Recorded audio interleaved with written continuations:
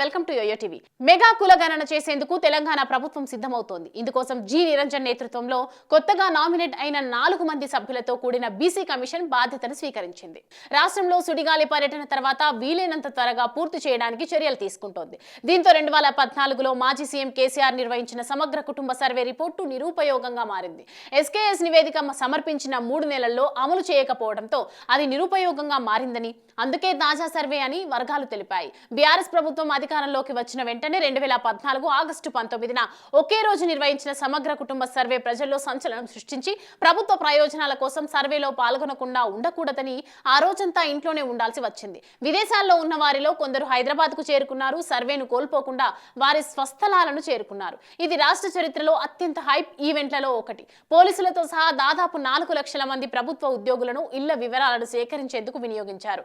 SKS నివేదికను అప్పటి ముఖ్యమంత్రి కేసీఆర్ బహిరంగపరిచినప్పటికీ రాష్ట్రంలో 51%తో బీసీలు అత్యధికంగా ఉన్నారని వెల్లడించింది. దానిపై వివిధ కోర్టు కేసులు ఉన్న కారణంగా కనుగొన్న విషయాలు బహిరంగపరచబడలేదు. కానీ కేసీఆర్ 2014 నుండి రాష్ట్ర ప్రభుత్వం అమలు చేస్తున్న సంక్షేమ పథకాల కోసం పథకాలను రూపొందించడానికి, లబ్ధిదారులను గుర్తించడానికి అదే ఉపయోగించారు. ఇది రాజకీయ ప్రయోజనాల కోసం కూడా ఉపయోగపడింది. ఇదిలా ఉంటే కాంగ్రెస్ ఎంపీ రాహుల్ గాంధీ దేశవ్యాప్తంగా ముఖ్యంగా కాంగ్రెస్ పాలిత రాష్ట్రాల్లో కులగణనపై ప్రసంగిస్తున్నారు. ముఖ్యమంత్రి రేవంత్ రెడ్డి సూచన మేరకు ఇక్కడే చేపడతామని ప్రకటించారు. రాష్ట్రంలోని ఇతర వెనుకబడిన తరగతులు, షెడ్యూల్డ్ కులాలు, షెడ్యూల్డ్ తెగలు, బలహీన వర్గాలకు సామాజిక, ఆర్థిక, విద్యా, ఉద్యోగ, రాజకీయ అవకాశాలను కల్పించేందుకు సమగ్ర గృహ కుల సర్వే కోసం తెలంగాణ అసెంబ్లీ ఇటీవల ఏకగ్రీవంగా తీర్మానం చేసింది.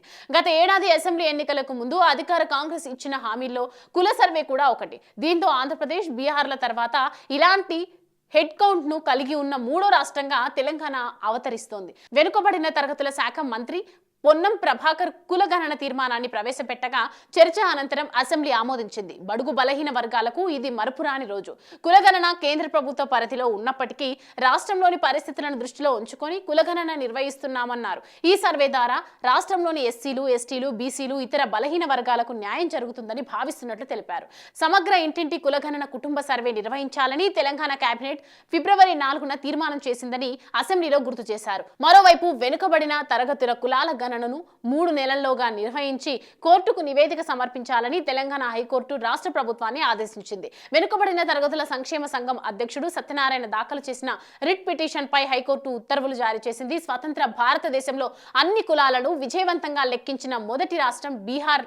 రాష్ట్రంలో ఓబీసీలు 63.13%, ఎస్సీలు 19.65%, ఎస్టీలు 1.68%, అగ్రవర్ణాలు 15.52% జనాభాను కలిగి ఉన్నాయని కనుగొన్నారు. తదనంతరం బీహార్ ప్రభుత్వ ఉద్యోగాలు, విద్యలో రిజర్వేషన్స్ 75%కి పెంచింది. సర్వేపై సుప్రీంకోర్టులో కేసులు దాఖలయ్యాయి.